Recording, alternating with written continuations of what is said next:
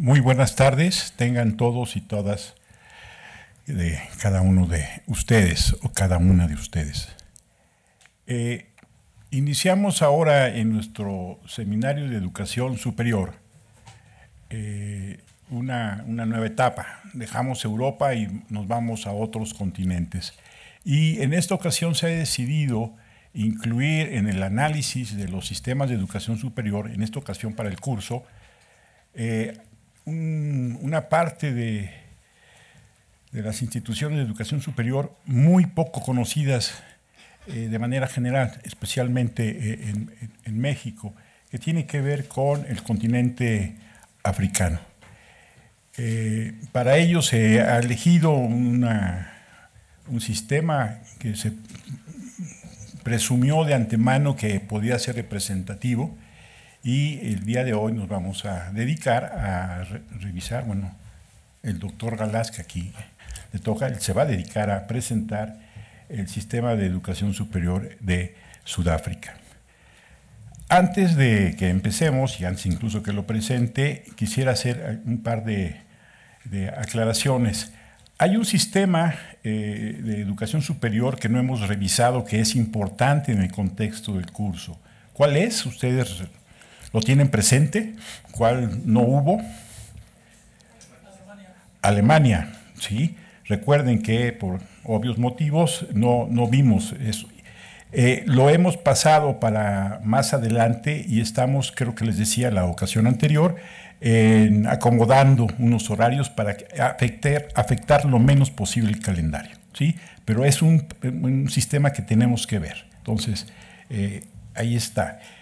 Segunda cuestión, en la página ya se ha actualizado. Nos faltan las preguntas que han estado mandando, que quedamos que ahí va a haber pestañas por cada sesión de las preguntas que ustedes han planteado. Yo esperaría que ahora sí cumplamos con esa cosa que habíamos propuesto. Y hay otra cuestión, a partir del lunes ya se puede ver, pero mejor lo esperamos a que ustedes van a recibir un correo con la liga donde pueden consultar las asistencias al curso, ¿sí? Para que ustedes puedan revisar cómo van en eso de las asistencias, y si nos equivocamos o Luis por allá se equivocó a la hora del cómputo de sus asistencias, ustedes puedan aclararlo, ¿de acuerdo? Entonces recibirán a más tardar el lunes por la tarde un correo con la liga que los lleva a revisar esto. Va a ser pública la asistencia a través del ID, entonces deban tener presente el número con el que ustedes están identificados en el curso, ¿sí? Para no poner todos los nombres, ponemos nada más el número y las asistencias, ¿de acuerdo? Este es un sistema que ahora ha desarrollado aquí nuestro buen Gustavo. Entonces, vamos a probarlo, está en la versión beta, entonces esperemos que no haya muchos errores. Bien, bueno, empecemos, y se supone que yo debo empezar presentando al ponente del día de hoy. Y a mí me da mucho gusto presentar a otra vez otro cuate, mi amigo Jesús Galás Fontes, ¿no? Y además sí, Club de Toby, ¿verdad? Puros amigos. Jesús Galás para mí en lo personal significa algo muy, muy especial, y el que esté con nosotros siempre a mí me llena de alegría, y es todo un honor. Jesús Galás lo conocí muy pequeño en la Facultad de Psicología. Él es psicólogo por la Facultad de Psicología de la UNAM. O sea, ustedes pueden ver un ejemplo de salvación en Jesús, a pesar del pecado original. Lo conocí, él era del grupo de estudiantes muy brillantes, de esos sangrones que siempre hay, pero era del otro bando, era de los cognitivos o cognoscitivistas. Nosotros, bueno, yo era de los conductistas radicales. Y al final de cuentas lo ganamos a nuestro bando. Y eso fue de entrada para mí un gran logro. Jesús Galás, un conductista consumado, pero de veras, skinneriano. Su tesis, de hecho, es un trabajo sobre la obra de Skinner, que en mi opinión no ha sido superada. Y publicamos alguna cosa de esas cuestiones en aquellos entonces, y obviamente Jesús Galás se fue a hacer la maestría sobre ¿qué? Sobre comportamiento animal. Se fue a Canadá, a Guelph, con Hurwitz, un viejito muy simpático que estuvo en la facultad y cautivó y se robó a algunos estudiantes muy brillantes. Y allá va Jesús a trabajar con ratas, una tesis de maestría también muy importante, pero que no le sacó el jugo, en mi opinión, que debiera.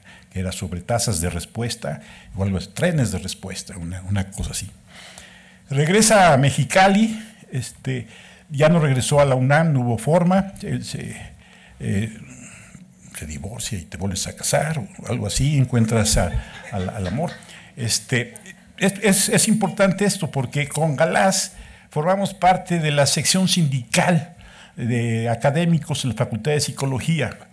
Y me acuerdo de esa escena que estamos saliendo de la cárcel, porque acabamos en la cárcel, de los pocos que nos metieron en la cárcel en aquel entonces, saliendo ahí Jesús, y muy entusiastas, viendo allá a nuestros líderes tirados en el suelo, todos apachurrados, nosotros no, muy... Y me acuerdo de esa escena saliendo de la cárcel, bueno, la cárcel era un galerón donde nos metieron a 800, y están nuestras esposas, en aquel entonces mi esposa junto con la esposa de Galás, y salimos como héroes, me acuerdo de aquella escena. Entonces, desde entonces ya Galás tenía alguna inclinación hacia los movimientos sociales. Regresa a Baja California, tiene un interés por la educación, hace una escuela que en su momento fue muy importante, particularmente el uso de las computadoras en aquel entonces apenas iniciaba, y Galás ahí invirtió el dinero de la familia en la escuela y con Pepper, los modelos educativos a través de eso, que fue después un desarrollo. Nunca supe muy bien por qué lo dejó, fue director de Ciencias de la Educación en la universidad, en fin, tuvo una vida muy laboriosa. Se va a hacer el doctorado, Claremont, es en California, obtiene su doctorado y regresa, pero ya con una marcada inclinación hacia la educación, particularmente la educación superior, y ahorrémonos muchas anécdotas, y lo reencuentro después, aunque nunca lo habíamos perdido el contacto, lo reencuentro con los trabajos sobre académicos. En el 2007-2008, él forma un grupo de investigadores mexicanos, la red de investigadores, es una red ANUYES, por cierto, de investigadores sobre los académicos mexicanos en México. Y se hace una encuesta internacional y tiene un montón de trabajos, y si ustedes ven las referencias de Galás en los últimos años, tienen que ver con el conocimiento de las condiciones en las que labora el académico mexicano en educación superior. En esos avatares de estos últimos trabajos, Jesús Galás, otra vez en esos intereses que a veces de dónde le salen, hace nexos con la gente de Sudáfrica, y de ahí que lo hayamos invitado, porque él conoce muy bien el sistema sudafricano por estos nexos que ha habido. El problema cuando lo invitamos es que ahora sus intereses sociales lo han llevado a formar parte del grupo que está en Mexicali, no sé si lo han escuchado, Mexicali Resiste, ¿no? Donde él, empujado por su hijo, forma parte de esta movilización. Su hijo está en peligro de ser apresado por este gran activismo, y Galás ha escrito algunas cosas muy interesantes sobre esto que está ocurriendo en México, que no le hemos prestado la debida atención, es la privatización de muchas cosas a través de las asociaciones público-privadas, las APP. Tiene algunos trabajos en la página de Mexicali Resiste, si tienen chance, hay una página ahí donde se plantea el movimiento, que están vendiendo el agua, las cervecerías, un montón de chavos tomaron el Congreso, en fin, hay un movimiento social de que no nos enteramos precisamente por este aislamiento en el que vivimos, pero ahí va ese movimiento y ha puesto ahora sí una muestra importante. Bueno, es a grandes rasgos mi relación con Galás, y insisto, me da muchísimo gusto que esté con nosotros y esperemos que respondas a estas expectativas. Muy bien. Bueno, con ustedes el doctor Jesús Galás. Gracias. Muy buenas tardes. Te agradezco, Jorge, aunque no sé cómo esto se está transmitiendo. La mera verdad, no sé qué tanto es prudente, sobre todo la primera parte de la información.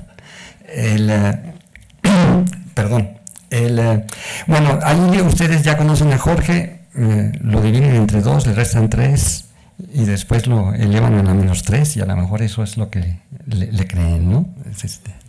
Bueno, yo le agradezco a Jorge y al Seminario de Educación Superior la invitación de nueva cuenta, venir y poder platicar con ustedes y sobre todo poder compartir con ustedes algunas dudas y exploraciones que he hecho. En algunos temas, en el pasado, como decía Jorge, me he concentrado en platicar sobre los académicos, que es el área que con la que más estoy familiarizado. Pero al mismo tiempo, mi trabajo, el trabajo que hemos realizado junto con Jorge y otros colegas también aquí de la UNAM y de otras instituciones de educación superior aquí en México, hemos tenido oportunidad de interactuar con colegas de otros países.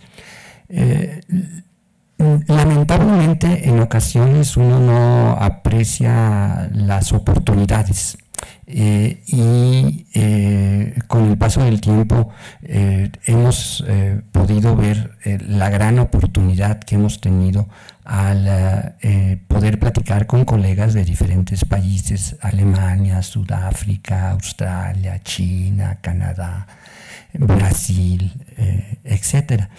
Y en ese sentido nos hemos dado cuenta, por un lado, de lo compleja que es la educación superior en cada país, y por otro lado también de las cosas, por así decirlo, comunes que tenemos. Yo lo que voy a hacer en esta ocasión, gracias, es como el título de la plática lo dice, voy a volar sobre Sudáfrica. La verdad es que es un país bastante complejo, y su sistema de educación superior no es sencillo, sobre todo cuando uno lo quiere entender con cierto detalle.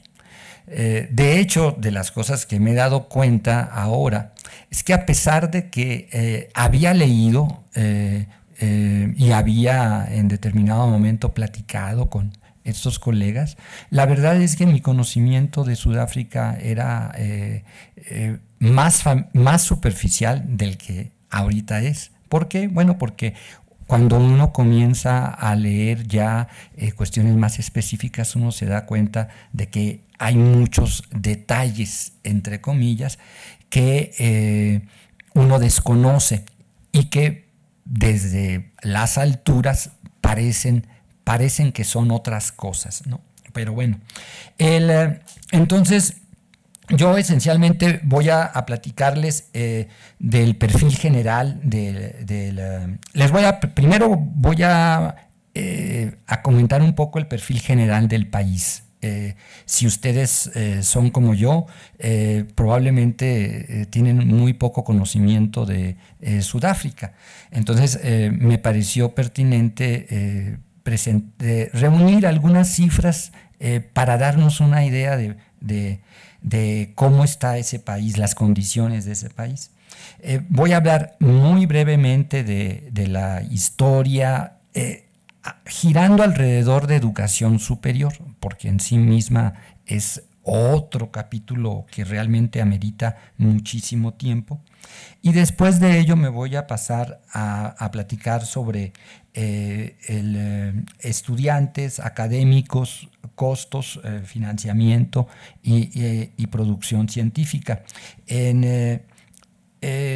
Voy a hablar también de la estructura del sistema de educación superior, pero va a ser también relativamente breve.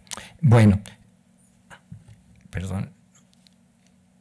¿Ya pasó? Sí. Es muy sencillo, es la parte sur de África, y pues está ahí en la punta. Yo recuerdo que en primaria, conocíamos el Cabo de la Buena Esperanza, el Cabo de Buena Esperanza, ¿verdad? Porque por ahí doblaban los barcos portugueses para ir a la India.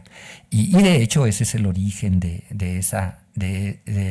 digamos, del, entre comillas, descubrimiento de esa zona africana por parte de Europa. Y está rodeado, colinda con varios países y tiene en su interior englobando completamente a dos, a Suazilandia y a Lesoto, ¿sí? Perdón, es que estamos en dos vías. Sí, ya. Vamos a ver algunos datos de Sudáfrica.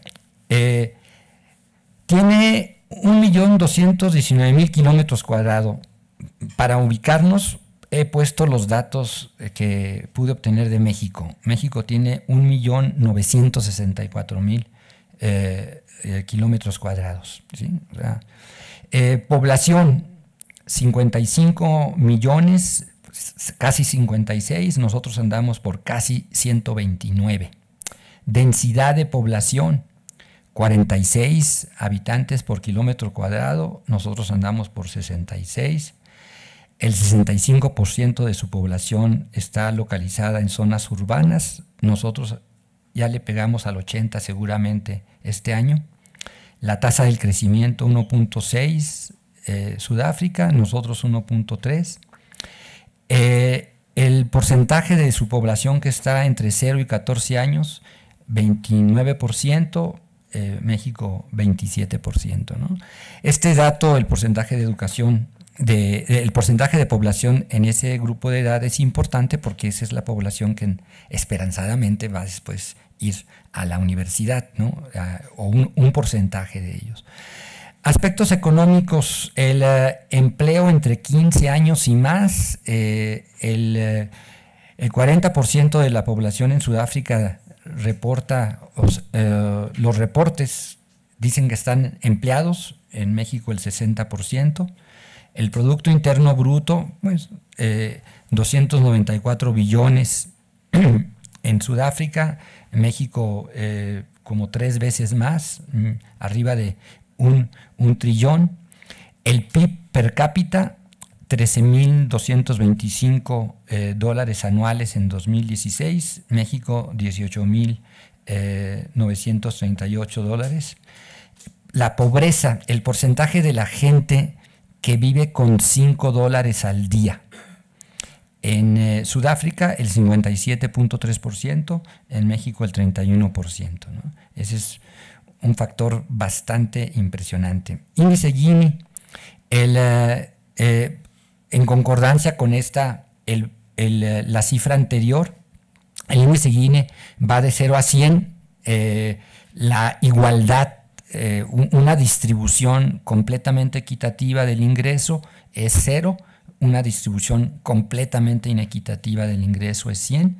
En Sudáfrica tiene un índice Gini de 63.4 y México del 48.2. Para visualizar un poco este asunto de la desigualdad, les puedo decir que el 10% de la población en Sudáfrica con mayores ingresos captura el 51% del ingreso. En México el 10% captura 39.7, casi el 40%, ¿no? Entonces, sí, en México vivimos en una sociedad desigual, Sudáfrica está un poquito más allá de esa situación. Expectativa de vida, 57.4 años, Sudáfrica, México 77 años. En percepción de la corrupción, ahí andamos un poquito mal. Mientras más nos acercamos a las unidades, la percepción es menor. Entonces ellos tienen están ubicados en la posición 64 y México en la posición 123. ¿Sí? El índice de desarrollo humano es una combinación de varios indicadores: calidad de vida, condiciones de vida, acceso a ciertos servicios. Sudáfrica 0.67 y México tiene un índice de desarrollo humano un poquito mayor, ¿sí? Entonces, como ustedes pueden ver, en términos materiales parecería ser que México está en unas condiciones un poco mejor. Sin embargo, en las cuestiones de corrupción andamos bastante abajito. Después, no, ¿ya cambió? ¿Ya había cambiado? Ahí está. Bueno,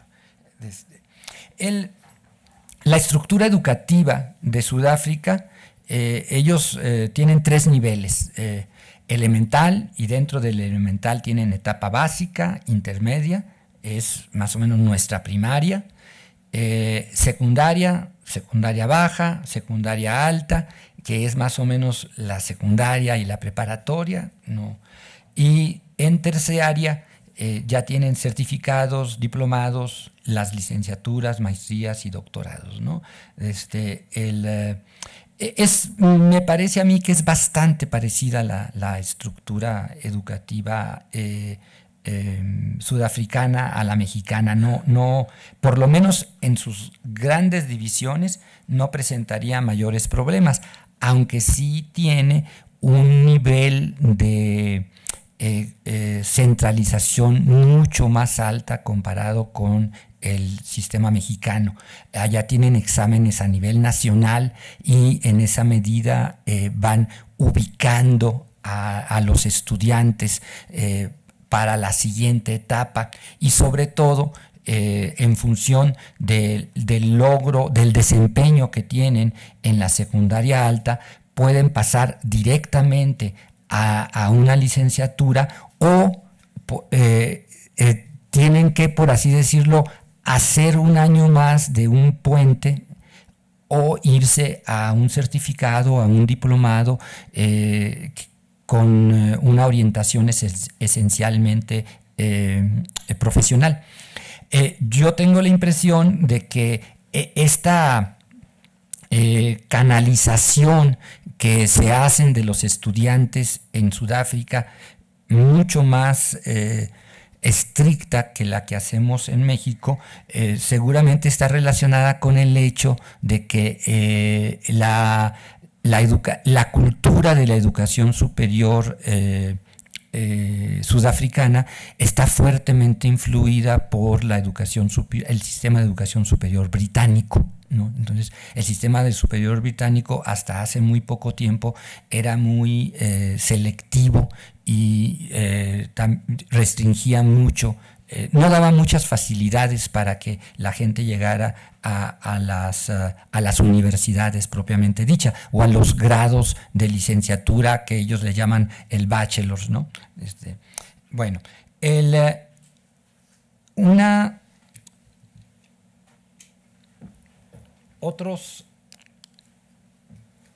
sí, ahí va.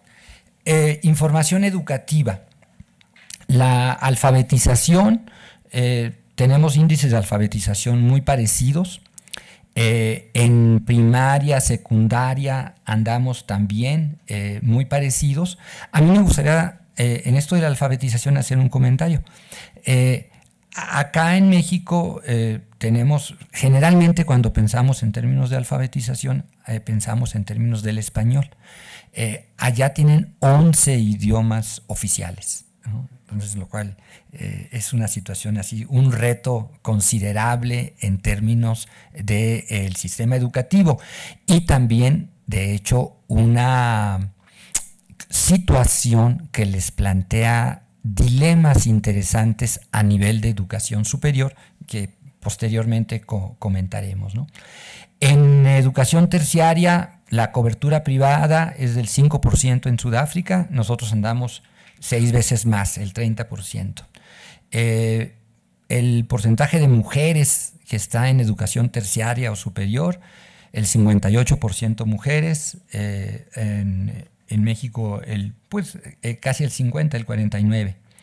Estudiantes extranjeros, el 4.1% de los estudiantes que están matriculados en educación superior en Sudáfrica son extranjeros y en México el 0.2%, ¿sí?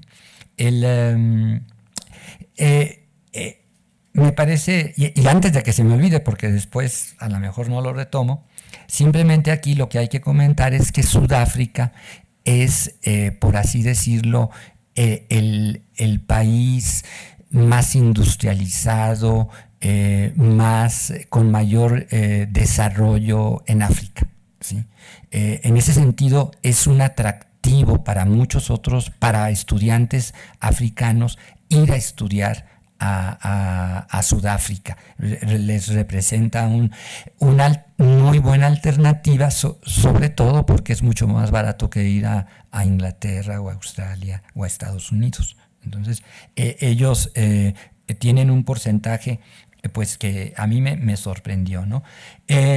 Estudiantes en el extranjero andamos más o menos igual, 0.6, 0.8, y la esperanza de vida escolar.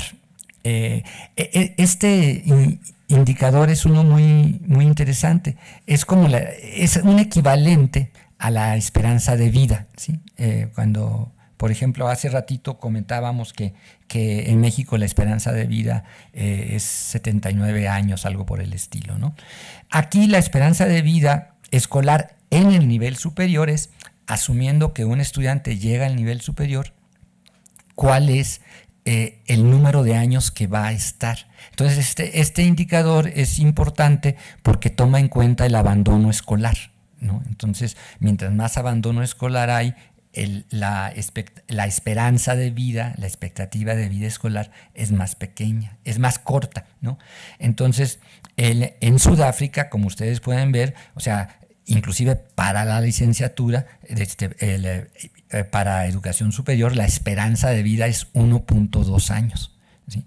Y en México es 1.6 años. En 2013 en Sudáfrica, 2014 en México, ¿no? Bueno, profesores, estudiantes por maestro en primaria, 32.3, Sudáfrica, después en secundaria 25, y en cantidades, en 1994 tenían 27,000 profesores en educación terciaria. Más adelante voy a dar un dato más actualizado sobre el número de profesores en Sudáfrica. En México tenemos el 27,4 estudiantes por maestro en primaria, 16 estudiantes por maestro en secundaria, y tenemos ya casi 350,000 profesores en educación superior en el 2014, ¿sí? En cuanto al gasto, el gasto público en educación respecto al PIB, el 6% en Sudáfrica, México el 5.3%. El gasto público en educación terciaria respecto al total del gasto público en educación es el 12.2% en Sudáfrica y en México el 18.1%. O sea, el resto del gasto público en educación se va pues a los otros niveles educativos. Y después el gasto público en educación terciaria respecto al PIB per cápita, ¿sí? Este es un indicador más o menos interesante cuando uno dice, a ver, de lo que ingresa una persona al año, qué porcentaje de esa cantidad representa el gasto público en educación. Y en ambos casos andan por el 37-38%, ¿no? Entonces, el dato que está ahí de profesores en educación terciaria ajá, para México, ¿sí? está equivocado, ¿verdad? Mira, yo lo saqué te puedo dar la fuente, es del 2014. Pero dice millones, es demasiado, ¿no? Ah, perdón, sí, está equivocado. Sí, gracias. Sí, son 349,000, sí. Eso de tratar con millones a uno lo altera, ¿no? Gracias por esto. Ya, ok. Ahora, unos cuantos datos respecto a ciencia y desarrollo. El gasto respecto al PIB en ciencia y desarrollo, el 0.7% en Sudáfrica, en México el 0.5%. Bueno, son 2 décimas de puntos porcentuales, pero sobre los hechos siempre es mucho dinero. Esos, cada décima de % en esas cosas implican muchos millones de pesos. Artículos científicos y técnicos, en 2013, alrededor de 9.700 Sudáfrica, y en México 13.000, ¿sí? De hecho, eso ya de entrada les puede decir que aparentemente, en cuanto a producción científica, los académicos de Sudáfrica parece que están trabajando bastante. Patentes solicitadas, 889 Sudáfrica, en México 1.364 por residentes. Patentes solicitadas por no residentes, en Sudáfrica 6.608 y en México 16.707.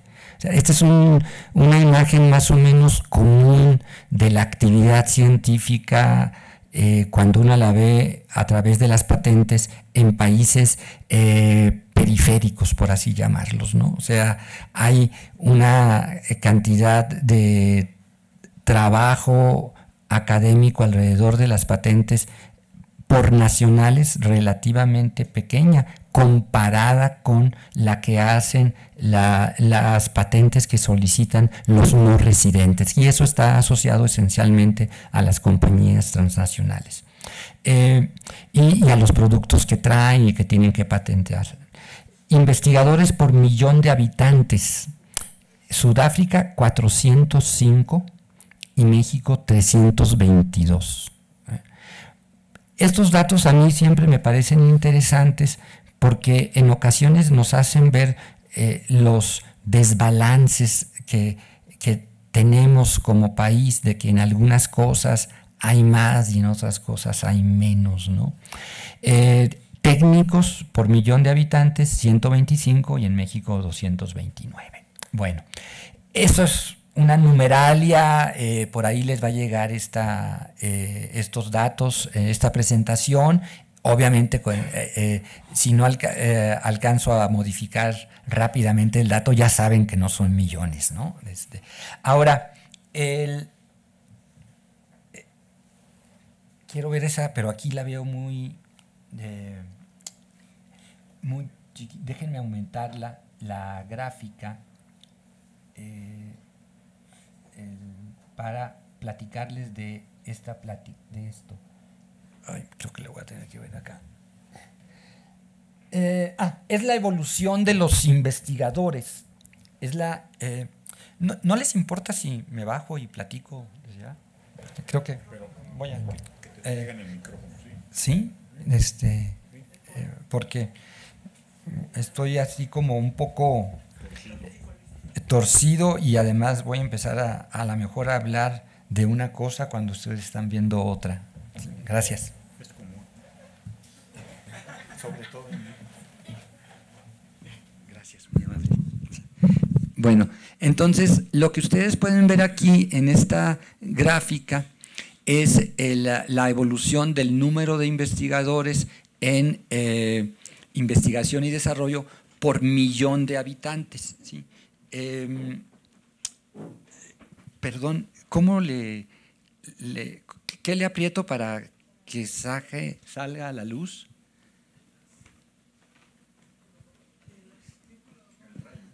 El rayo. Ah, perfecto. Sí, con esto de la tecnología no quiero correr riesgos después. Perdón. Bueno, entonces, por cierto, bueno, ahorita les voy a recomendar este lugar para conseguir información. O sea, lo que ustedes pueden ver es Sudáfrica, cómo ha estado evolucionando desde el 97, ¿no? ¿Sí? Y bueno, y en general podríamos decir que lleva una tendencia positiva. En cambio, en México, además de que estamos un poco abajo, resulta que desde 2005 más o menos tenemos un bajón, ¿no? Si esa tendencia se hubiera mantenido, deberíamos andar un poco por arriba, ¿sí? Entonces, otra vez, estas gráficas a mí me parecen muy interesantes porque nos hacen preguntarnos, ¿Por qué? Eventos económicos, políticos o decisiones de política educativa, de política científica, ¿no? Bueno. Número de investigadores por millón de habitantes. Investigación y desarrollo. ¿Sí? Bueno. Después de leer un poco de historia y de las instituciones de educación superior en Sudáfrica, esta fue la mejor manera que encontré para compartir con ustedes mi confusión, ¿sí?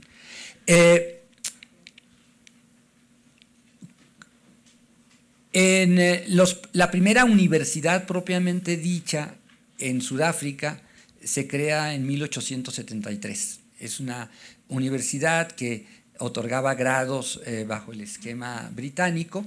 Antes hay algunos colegios, pero no otorgaban grados, ¿sí? Y esencialmente es prácticamente la única. Y en 1916 comienzan a aparecer otras universidades, pero esas universidades, dos tipos de instituciones de educación superior hacia esas fechas: universidades y tecnicons, institutos técnicos, colegios vocacionales, ¿sí? Pero que los consideran como educación terciaria. Ahora, durante todo este tiempo, Sudáfrica vive bajo un sistema segregado. O sea, están los británicos, los holandeses, los alemanes, y están los africanos, ¿no? Las comunidades originales. Pero en 1948 asume el poder el Partido Nacional y oficializa el apartheid, la segregación. O sea, se vuelve ley, ¿no? Y de hecho se institucionaliza que la situación de que desde antes había educación superior para blancos y había educación superior para negros, ¿sí? Y de hecho, esta educación para negros, aquí hay otras categorías: hindús y gente de color, así le llaman, ¿no? Es una clasificación racial que ellos manejan. Ellos manejan 4 grupos: manejan negros, hindús, de color y blancos, ¿sí? Y las instituciones de educación superior eran para blancos o para los demás, ¿no? En 1994 se deroga el sistema segregacionista y se unifican las universidades y los institutos técnicos se convierten en universidades de tecnología, y se da una integración, pero esa integración es una integración medio peculiar, porque lo que sucedió, sobre todo en los primeros años, es que la población económicamente más de mayores niveles de las escuelas o de las instituciones para negros se fueron hacia las universidades tradicionales blancas. Entonces, en esas universidades se dio cierto nivel de integración, pero en las universidades para la gente negra, de color o hindú no se dio esa integración, sobre todo al principio, ¿sí? Entonces, en 2001 este año se integraron, se unificaron estas tipos de instituciones, y las universidades de tecnología también pueden dar grados de licenciatura, de maestría y doctorado, aunque se concentran en grados profesionalizantes, ¿sí? Y las universidades tradicionalmente las que correspondían a la población blanca, ellos se mantienen como universidades tradicionales en el sentido de que ofrecen una amplia gama de programas de posgrado también, incluyendo los de doctorado, y hacen investigación, ¿no? Bueno, ahora veamos la cobertura de la educación superior en Sudáfrica. Una de las cosas que voy a estar haciendo, y esto lo confieso que lo hago pensando mucho en mí, porque cuando estoy viendo un dato siempre digo, ¿y esto es alto o es bajo? Y siempre me gusta compararlo con lo que conozco, ¿no? Entonces, por ejemplo, hace rato habíamos comentado que la cobertura en educación terciaria en Sudáfrica es del 19.7% en 2013. Bueno, aquí ustedes ven cómo desde 1970 ha ido evolucionando poco a poco, ¿sí? Y hasta llegar al cerca del 20%. Si la comparamos con México, aquí estamos, el rojo es México, ¿sí? Entonces, desde el 70 nosotros andamos un poco abajo, en el 95 allí se da un cruce y a partir del 95 nosotros nos despegamos, ¿sí? Entonces, y nosotros ahorita andamos cerca del 30%, en 2014 la tasa bruta de cobertura, ¿sí? La matrícula privada, aquí es muy poca la información que hay con respecto a Sudáfrica. Hace rato les comentaba que era el 5% y el último dato que conseguí de 2013, ¿sí? Bueno, el 5% comparado con el alrededor del 30%, a veces más, en el que hemos estado en México desde el 99, ¿sí? Entonces, nuestra educación superior está mucho más privatizada que en Sudáfrica, lo cual, desde cierto punto de vista, pudiera tener cierta lógica, dadas las condiciones de donde viene Sudáfrica. Matrícula y cobertura por raza, ¿sí? O por etnicidad, ¿sí? Vamos acá. Ustedes pueden ver la línea azul es el número de estudiantes africanos, ¿sí? La línea roja son los blancos, como ustedes pueden ver. O sea, es mucho menor la cantidad de estudiantes blancos que la cantidad de estudiantes africanos. Los de hindús andan por aquí y los de color andan por algún lugar, ¿no? Y allí en esta tabla van a ver ustedes cómo ha ido evolucionando. Por ejemplo, un dato muy interesante es que en el 2010, hace apenas 7 años, los africanos eran, por ejemplo, 600,000 y en el 2015 ya eran prácticamente 700,000, ¿sí? Mientras que en los estudiantes blancos ha bajado de 178 a 161,000 estudiantes, ¿no? Entonces, este dato a mí me parece muy interesante porque refleja, me parece a mí, una voluntad política de incrementar la participación de la población original de Sudáfrica en este nivel educativo, ¿no? Estos son datos en términos... ¿dónde quedó? En términos absolutos, y acá son porcentajes, ¿sí? Porcentajes. Ahora, estos porcentajes son en relación a la población de la que provienen, ¿sí? Es decir, mientras, y aquí podemos ver de una manera muy clara la inequidad racial resultado de la historia de segregación.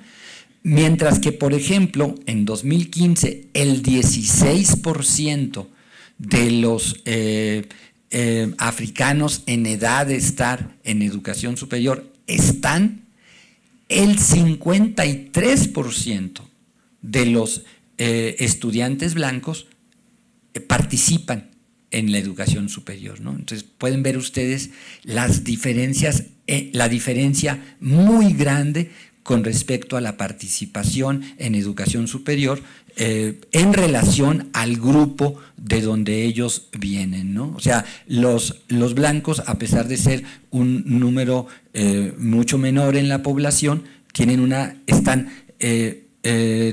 participación mucho más alta. A nivel global anda por el 19%, ¿sí? Un asunto interesante es la comunidad hindú, el 49% de participación, ¿sí? Bueno, por sexo, más o menos la misma lógica de la gráfica anterior, ¿sí? Aquí las mujeres tienen una mayor participación tanto en términos absolutos como en términos relativos, ¿sí? En educación superior, ¿sí? Tipo de institución. Aquí esta gráfica está dada en función de universidades de tecnología, las universidades comprehensivas, las universidades tradicionales y la UNISA. A ver, esta universidad de Sudáfrica la ponen por separada porque es una universidad esencialmente, mejor dicho, abierta, es una universidad a distancia, ¿sí? Es un dato que a mí me parece muy interesante, o sea, es una cantidad muy, muy considerable de los que están trabajando a distancia. La universidad tradicional son las universidades de blancos, que ahora se les llama tradicionales, que son universidades, por así decirlo, de investigación. Las universidades tecnológicas son como nuestras universidades tecnológicas, que pueden dar grados de licenciatura, maestría, doctorado, y las universidades comprensivas son instituciones un tanto cuanto intermedias entre estas dos categorías, ¿sí? Bueno, entonces aquí vemos cómo están, por ejemplo, vemos cómo la matrícula en esta Universidad de Sudáfrica, que es una universidad abierta a distancia, o sea, la matrícula es muy, muy grande, comparable a la de las universidades tradicionales, y las universidades tecnológicas y comprensivas son menores. Las universidades tecnológicas es donde se concentran también su composición es mayoritariamente de africanos, aunque muchos de ellos ya han transitado a las universidades tradicionales, que anda por aquí y que el color no permite ver muy claramente. Por modalidad, ¿sí? Contacto directo, presencial y a distancia, ¿sí? Entonces podemos ver cómo está la contribución tan grande que en el caso de Sudáfrica aporta la educación abierta y a distancia, ¿sí? Por ejemplo, un dato que a mí me resulta muy interesante, como en el 2010 en la educación en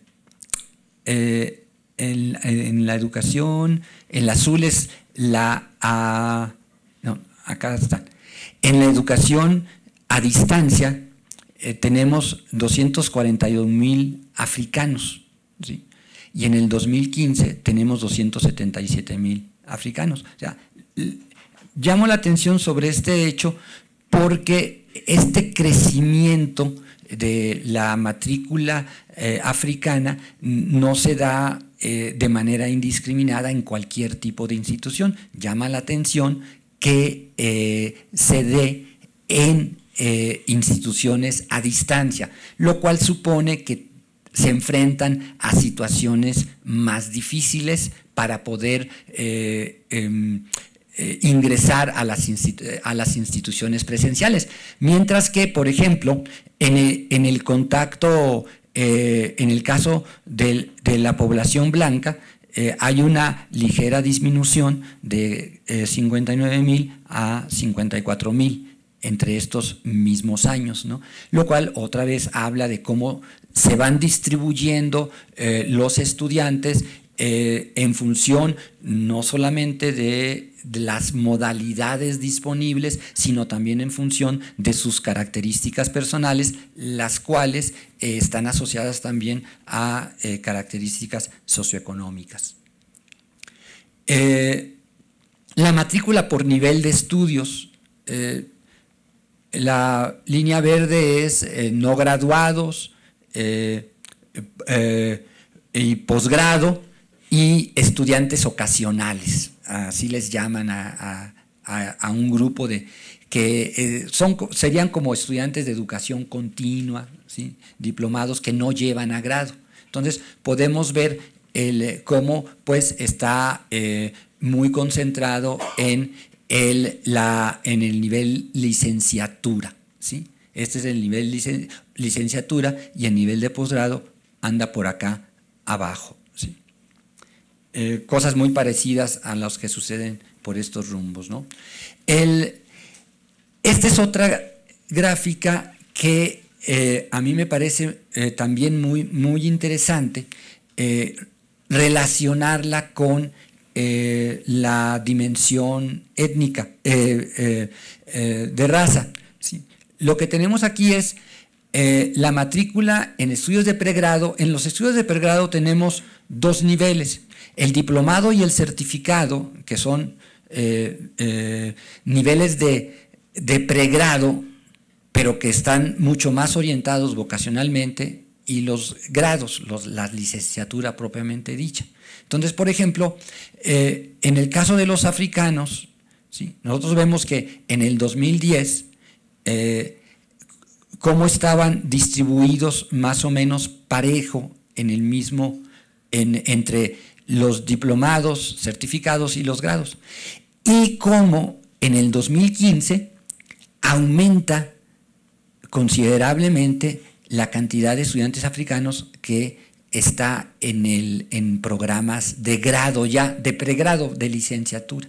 Otra vez, esto habla de una política educativa que, independientemente de que tenga el propósito explícito, está propiciando que la población africana transite a mayores niveles de grado en la educación superior. Y como, por ejemplo, en el caso de los blancos hay una disminución, pero en ambos casos daría la impresión de que están, por así decirlo, migrando, ¿no? Fíjense cómo en el 2010 la población hindú tenían 7,000 en diplomados y certificados y 36,000 en grados, en programas de grados. Y por acá, en el 2015, cambia, pero no tanto. Entonces, otra vez, he tenido la impresión, al estar leyendo estos datos, revisar algunas de las políticas que han estado implementando, que el propósito ha sido esencialmente reivindicar esta población que había estado pues en condiciones muy desfavorables a lo largo de todo el siglo pasado, ¿no? Y esto lo hicieron a partir de 1994, que fue cuando se derogó el sistema del apartheid, y estos datos son de 2010 a 2015, ¿sí? Entonces, a pesar de que podemos decir que la cobertura en Sudáfrica es del 19%, está habiendo ciertos movimientos internos ahí muy significativos, porque,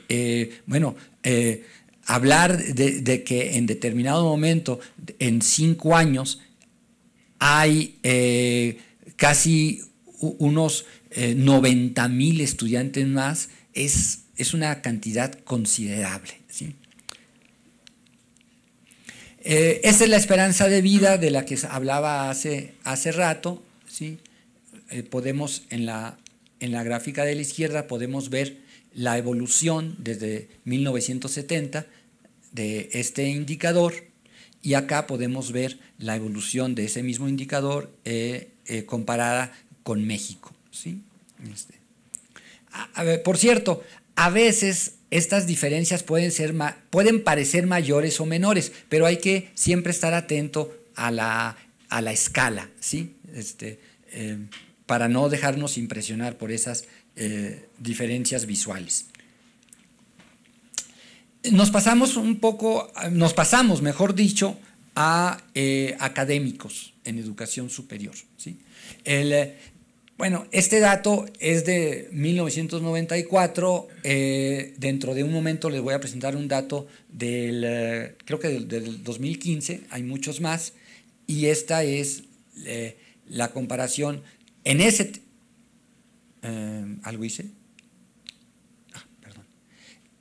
En ese tiempo, se fijan ustedes cómo la cantidad de académicos era considerablemente, ya desde entonces, ¿no?, mucho mayor en México.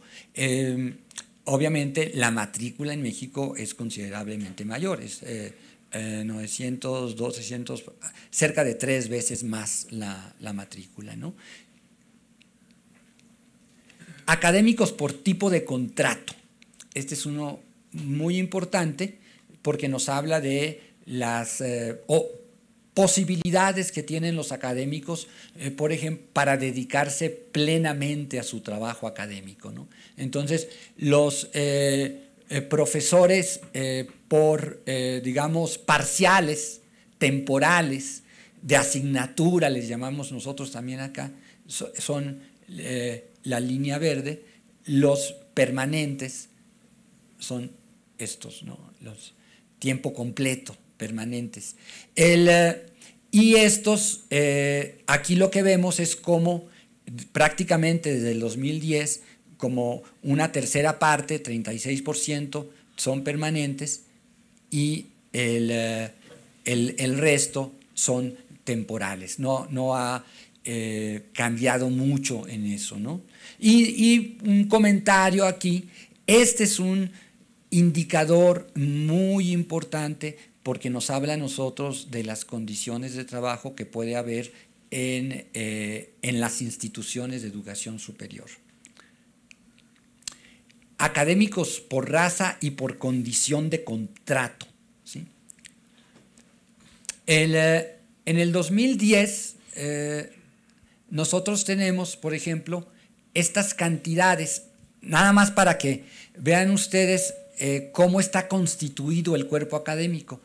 Mientras que estos son profesores independientemente de que sean temporales o permanentes. Mientras que había, digamos, 14,000, y le estoy subiendo, académicos africanos, había 26,000 académicos blancos en el 2010. En el 2015 hay 20,000 académicos africanos y 25,000, un poquito menos, blancos, ¿no? Otra vez, ¿de qué nos habla esto? Para mí me habla de dos cosas. Uno es que nos habla que estos datos constituyen el resultado de un desarrollo histórico en el cual las universidades en Sudáfrica estaban esencialmente orientadas hacia la población blanca, ¿sí? Y bueno, es obvio que esas condiciones no se pueden cambiar de la noche a la mañana. ¿Sí? Y lo que también nos habla esta comparación es el hecho de que se está caminando en una dirección al menos cuantitativa de que haya una mayor equidad, no solamente entre el estudiantado, sino también entre el cuerpo de profesores, lo cual, por cierto, a mí me parece muy importante, en el sentido de que si un estudiante, al estar trabajando en una universidad, no ve a personas que se le parezcan a él, probablemente no se va a sentir bienvenido en esa institución, ni tampoco va a considerar que esos espacios son espacios en los cuales él puede trabajar. ¿Sí? Por tipo de contrato, en 2010, por ejemplo, había 5.000 africanos en contrato permanente, y en el 2015 ya hay 6.500 más o menos. Temporales, ¿sí? Aumenta considerablemente más, o sea, aumentan como 5.000, ¿sí? En el caso de los blancos, de la población, de los académicos blancos, ustedes pueden ver en 2010 hay 9.320, en el 2015 hay 8.959, una ligera disminución. Otra vez está viendo este reemplazo, probablemente sea reemplazo, probablemente también sea el hecho de que como se está ampliando el sistema, está habiendo nuevas contrataciones, y esas nuevas contrataciones están teniendo, por así decirlo, cierta preferencia en términos de estos grupos, ¿no? Esta es una gráfica en la que se ve los académicos por raza y grado en 2010 y en 2005. Por ejemplo, interesante, a nivel de doctorado, en el 2010 había 1.154 africanos con doctorado, ¿sí? En el 2015 ya había 2.118, poco menos que el doble, ¿sí?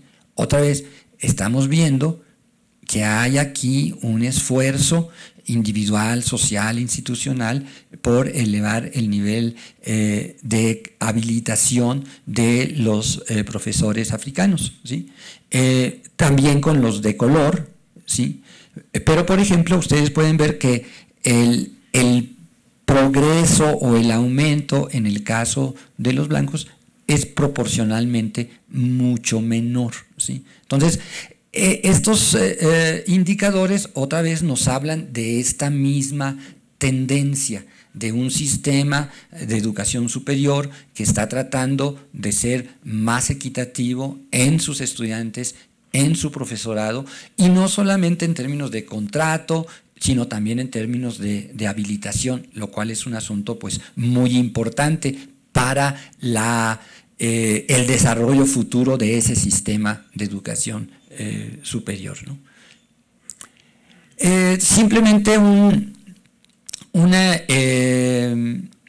número índice es el número estudiantes por académico, académico de estatus permanente, ¿sí? Entonces,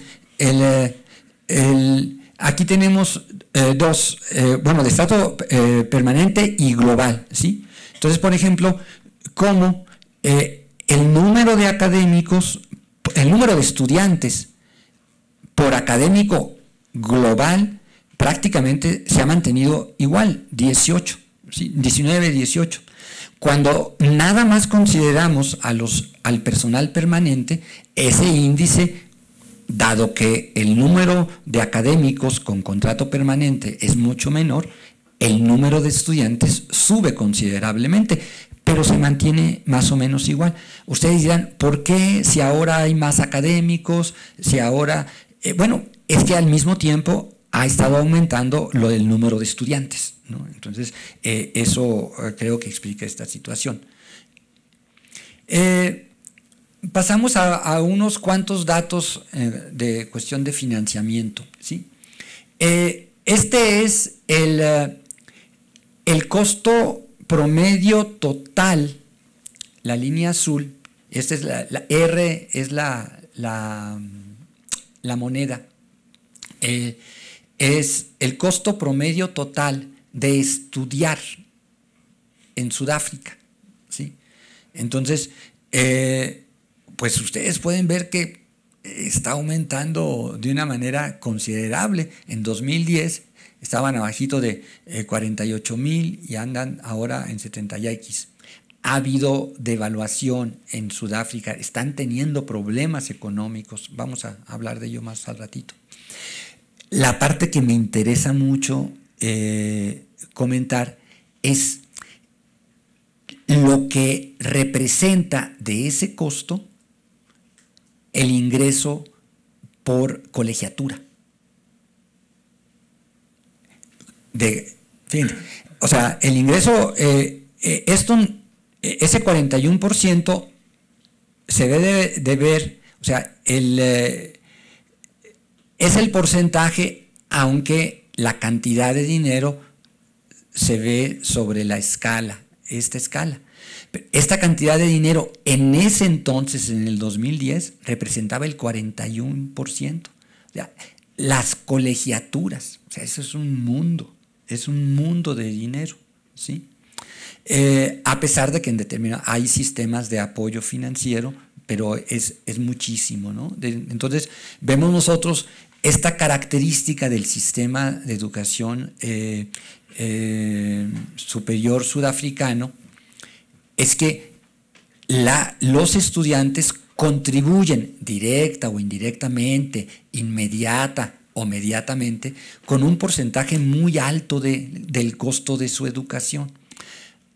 Una pregunta que uno se puede hacer es, dado un país que viene de una situación muy desfavorable, donde hay altos niveles de inequidad, ¿cómo poder explicar esta manera de ver la educación pública?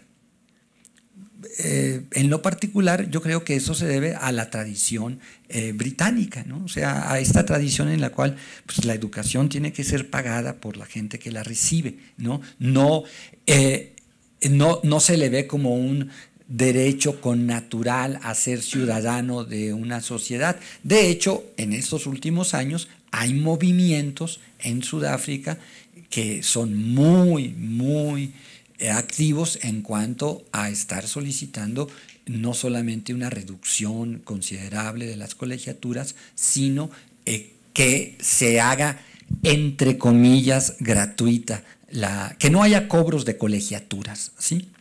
Bueno, el gasto en universidades como producto del PIB y del presupuesto del Estado, ¿sí?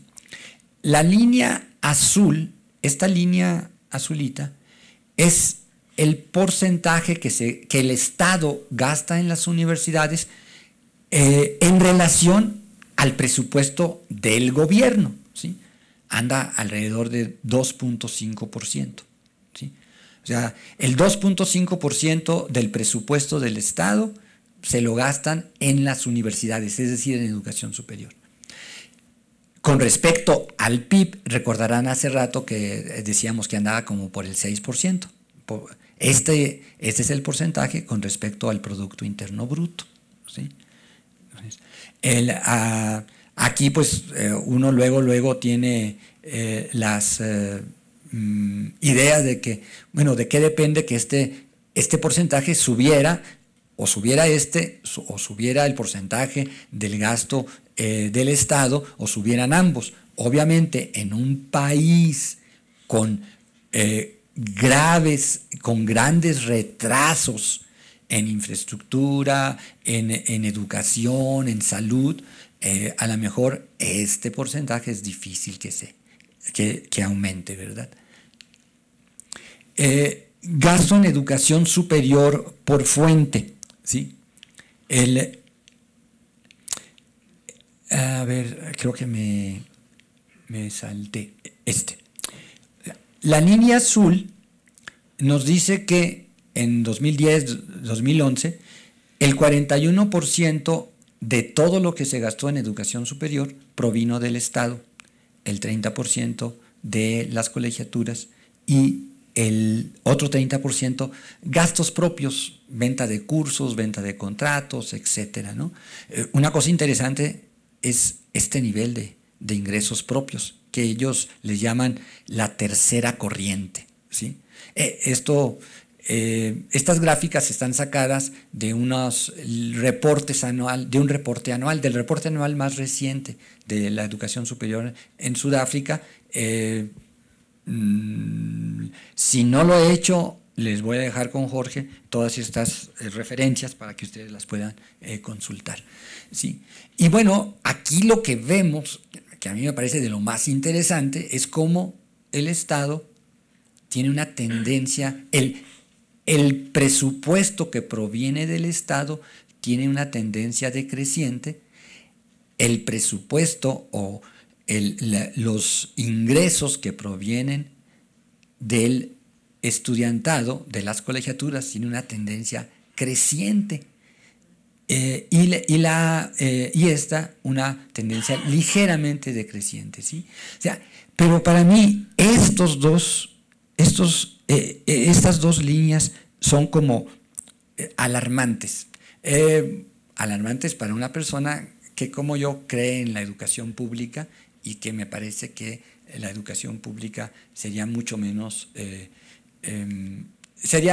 se beneficiaría de que la contribución de los estudiantes, sobre todo en países en vías de desarrollo, periféricos, con carencias, pues esta fuera mucho menor, tal vez simbólica, ¿no? Pero este es un desarrollo muy interesante. Me paso un poco a los profesores, ¿no? Esto es la productividad, a la productividad de los profesores, ¿sí?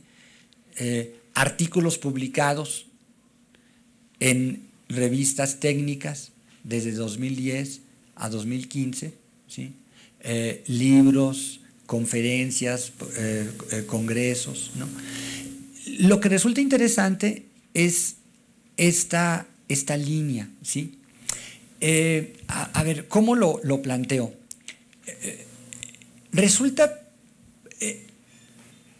parecería ser que hay dos factores que son, digamos, están asociados a esta productividad creciente de los académicos. Por un lado, la incorporación de sistemas de incentivos, otra vez, ¿no? O sea, como en otros muchos países hay también incentivos.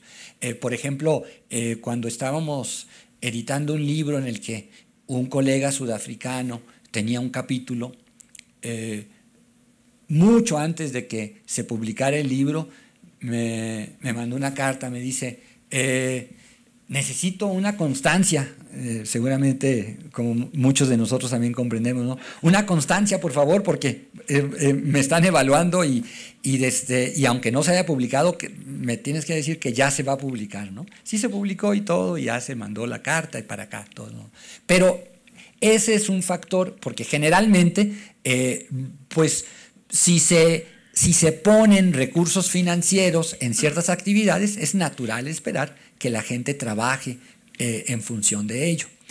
Pero hay otra cosa que también él mismo, en un trabajo que escribe alrededor del 2009 más o menos, no, tal vez más tarde, habla de que uno de los retos que ha tenido los académicos, en particular los académicos en Sudáfrica, es que durante mucho tiempo ellos estuvieron aislados. O sea, había un boicot contra la academia sudafricana. O Ya no se les invitaba a congresos, no se organizaban congresos en su país, etcétera, ¿no? No se les invitaba como profesores visitantes, etcétera. Todo esto en función del el sistema segregacionista que tenían. Y lo que pasa él en este trabajo, él lo que dice es que al incorporarse Sudáfrica a la comunidad mundial, ya como un país normal, o sea, los académicos han sido, digamos, incitados a reintegrarse a esta comunidad mundial. ¿Y qué es lo que la comunidad mundial, entre comillas, valora? Publicaciones, ¿no? Entonces, además de que seguramente se abren más, o sea, ahora el cuerpo académico sudafricano está mucho más relacionado que anteriormente, está mucho más enredado que anteriormente, colabora más, tiene mayores relaciones de trabajo conjunto con otros países y bueno, la productividad mejora, ¿no? Ahora, aquí voy a empezar a platicar un poco como de la imagen más cualitativa que yo fui desarrollando en este proceso de volver a leer algunas cosas, ver números bueno, lo primero, por ejemplo, que ahora la educación sudafricana se enfrenta es que tiene un contexto muy diferente al que tuvo hasta 1994. O sea, ahora hay una nueva constitución, se privilegia un modelo europeo de democracia, se habla de derechos humanos, la educación ha sido reconocida como un elemento fundamental para reconstruir el país. Ellos hablan de reconstruir el país. O sea, lo cual resulta de lo más interesante, porque me parece a mí que plantean una situación parecida a la que se enfrenta un país cuando, digamos, tiene todo un camino por recorrer, ¿sí? Entonces, ellos están muy atentos a lo que está pasando en sus instituciones educativas. Lamentablemente no tienen todos los recursos ni toda la experiencia y hay problemas de calidad, pero a pesar de ello tienen instancias acreditadoras, tienen instancias que certifican procedimientos, etcétera, como nosotros, como todo el mundo, ¿no? El otro detalle, que es un contexto que ahora se reconoce y que plantea un reto que realmente a mí me resulta difícil imaginarme, es el multicultural, multilingüístico. O sea, 11 idiomas oficiales, ¿cómo se le hace para darle coherencia a todo este sistema? ¿Cómo se le hace para propiciar ambientes en los cuales estos grupos puedan convivir pacíficamente, ¿sí? El mismo autor Wolhuter, que me ha servido mucho, él habla de logros y retos, y tal vez los mismos logros sean retos, porque son logros parciales. La segregación racial y socioeconómica, ¿no? Se ha ido disminuyendo, pero como ustedes han podido ver, existe todavía un buen camino por recorrer. De hecho, una de las cosas que algunos autores están señalando es que por la forma como está organizado el sistema político-económico sudafricano, daría la impresión de que la segregación racial se está desvaneciendo, pero está apareciendo de una manera más obvia la segregación socioeconómica, ¿sí? Y eso es algo que como país ellos lo ven como un reto, por lo menos no sé los políticos, los académicos que leí, ellos sí lo ven como un reto, o sea, verían como muy lamentable que la segregación racial fuera reemplazada por una segregación socioeconómica que sabemos, inclusive por lo que vivimos en México, que va a estar muy asociada a las características raciales de las personas, ¿no? El multiculturalismo, que ya lo hemos comentado. Hace un momento comenté esto de la integración de las comunidades de académicos al mundo. Y esto es un detalle de lo más interesante, porque refleja un dilema que a mí me parece no hemos querido enfrentar adecuadamente en muchos países. Queremos ser ajonjolí de todos los moles, queremos estar en estos rankings mundiales y al mismo tiempo resolver problemas sociales, ayudar a resolver problemas sociales, ¿sí? Y nada más como ejemplo, para el caso de México, si usted hace como en el 2013, un académico mexicano escribió un texto que a mí me parece muy contundente en relación a cómo podemos ser, por así decirlo, muy buenos académicamente y sin embargo no estar atendiendo las necesidades del país. Y este académico planteaba con muchos datos, ¿no? Como por ejemplo en México, si nosotros vemos cantidad de publicaciones, cantidad de revistas técnicas, investigadores nacionales, etcétera, entre por ejemplo dos periodos temporales, digamos principios de los 90 y 2013 más o menos, nosotros pensaríamos que México va en primera clase al desarrollo, ¿no?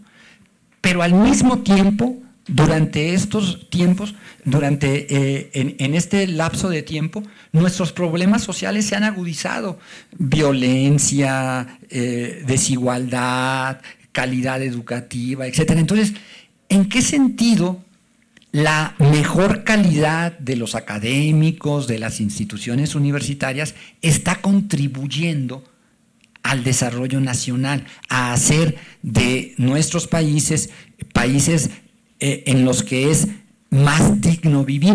Y ese es el problema que ellos también tienen, que lo ven. O sea, ¿qué tanto necesitamos, dicen en Sudáfrica, atender lo local y qué tanto las comunidades de académicos tienen que estar centradas en ver qué es lo que se está haciendo en el mundo, en el entendido de que tampoco son incompatibles, se puede estar atendiendo problemas locales y también problemas que se relacionan con el mundo en su globalidad. Pero lo que pasa es que en muchas ocasiones, sobre todo cuando los investigadores de países periféricos participan de equipos de colaboración de países que están en el centro del desarrollo, lo que sucede es que nuestras agendas de investigación siguen las agendas de investigación de esos países, no necesariamente las de nuestros países. Y este es uno de los retos más importantes a los que ellos se enfrentan, que está relacionado con el punto inmediato inferior, los vínculos con la sociedad. Un asunto que también representa para ellos un dilema es que una buena parte de los logros que se han tenido obedecen a la elaboración de políticas educativas desde instancias centrales. Entonces, las universidades han perdido autonomía, ¿sí? Y algunos académicos se preocupan por esta situación porque piensan que a la larga esa pérdida de autonomía va a trabajar en contra de la productividad, de la calidad de las universidades, ¿no? Otro problema que ellos tienen es el de la renovación de la planta académica, de la renovación y de su incremento, ¿sí? Porque, bueno, ellos traen, por ejemplo, los colegas sudafricanos con los que alguna vez trabajamos, ellos pues eran un poquito de una división superior a la nuestra, ¿no? O sea, estaban un poquito más grandecitos, ¿no? O sea, y ellos venían desde universidades tradicionales, desde universidades blancas, ¿sí? Bueno, pero ahora hay que contratar académicos jóvenes, pero eso no es sencillo, como todos sabemos, no se trata de poner un anuncio en el periódico y ya gratuitamente ingresan, ¿no? Ahora, el último punto, el de las colegiaturas, es un asunto que habla, termino con esto, de una situación muy interesante. En el 2015 se iniciaron una serie de movimientos estudiantiles, primero por unas ciertas reivindicaciones culturales, en el sentido de hacer las universidades, algunas universidades blancas, integrarlas más, inclusive algunas acciones simbólicas como quitar estatuas de ciertos personajes que estaban asociados pues al antiguo régimen. Pero eso, de una manera bastante, por así decirlo, rápida, pasó a otro nivel de protesta, a un movimiento que en inglés se llama Feast Must Fall, ¿no? Las colegiaturas deben caer o eliminarse, ¿sí? ¿Y qué fue lo que pasó? O sea, lo que pasó es que hubo un conjunto durante el 2015-2016 en muchas universidades, muchos paros, muchas suspensiones de actividades, hubo violencia, porque los estudiantes estaban reclamando que no era justo estar pagando esas cantidades de dinero. Ahora, el detalle, y aquí es donde a mí me parece que podemos aprender mucho o vemos con mayor claridad cómo interactúan los sistemas social, económico y el educativo. Un académico africano dice, esa es la demanda manifiesta, pero en realidad lo que está pasando con estos jóvenes africanos es que están diciendo, o sea, hay un porcentaje de desempleo alto, el ingreso, como ustedes lo vieron, es bajo, los jóvenes negros tienen un nivel de desempleo como de 5 veces mayor que los jóvenes blancos.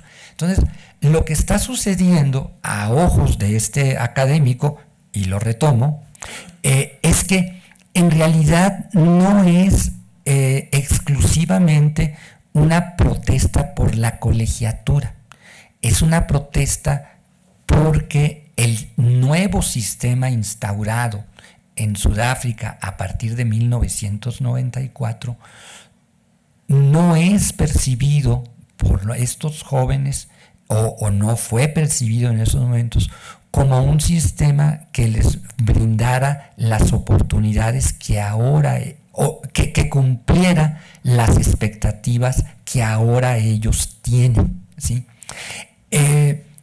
Numéricamente, si hacemos a un lado las cuestiones de la colegiatura, alguien podría decir, mira, hay más estudiantes de color, hay más profesores de color, hay mayor productividad en los académicos.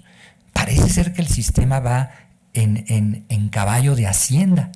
Bueno, pero lo que parece, lo que sucede es que hay un sistema económico que no está por ejemplo, absorbiendo a los graduados, a los egresados de la educación superior. Y ese no es un problema de la educación superior, es un problema del sistema económico, ¿sí? Seguramente ustedes han escuchado con cierta frecuencia o con mucha frecuencia a Manuel Gil Antón. En una ocasión él hizo un comentario: la universidad puede formar profesionistas, pero la universidad, independientemente del sistema económico, no va a poder generar el trabajo para los profesionistas. Eso es una responsabilidad del sistema económico. Y parecería ser que, si ustedes ven, una cobertura del 19%, y está viendo ese tipo de problemotas, bueno, ¿qué pasaría si la cobertura no fuera del 19%, si fuera del 30% o del 40%? ¿A dónde se irían a trabajar todos estos egresados profesionistas, ¿no? Entonces, a mí una de las cosas que me pareció de lo más interesante es que esta situación plantea cómo en realidad tener un sistema de educación superior fuerte, sólido, de calidad, amplio, equitativo, no solamente depende del dinero que se le invierta a la educación superior, depende del sistema económico dentro del cual están trabajando estas instituciones. Se pueden formar muchos profesionistas, pero ¿y dónde van a trabajar? Y esa es una tarea que en determinado momento, pues, sería, desde mi punto de vista, un tanto cuanto injusta decirle a las instituciones de educación superior que, además de formar buenos profesionistas, también tienen que tener, tienen que crear empresas, ¿no? O sea, a mí me parece que estas situaciones que vivimos en muchos países, por lo menos en México también, donde ahora las universidades tienen que estar creando empresas, etcétera, son el resultado de un sistema económico que no está funcionando coordinadamente con el sistema de educación superior, ¿no? Con esto a mí me gustaría terminar. Hago la aclaración de que ha sido ahora sí que un vuelo, no solamente a vuelo de pájaros, sino de lejecitos, ¿no? Hay muchos detalles que se pueden comentar. Es un país con grandes retos, pero al mismo tiempo me parece a mí que tiene grandes oportunidades, ¿no? En el sentido de que están detectando ese tipo de cosas y, bueno, seguramente se van a ver forzados a tomar decisiones. Y en el caso de la educación superior, esas decisiones, si se limitan exclusivamente a lo que pasa dentro de la educación superior, van a ser insuficientes, ¿no? Entonces, pues con eso yo terminaría.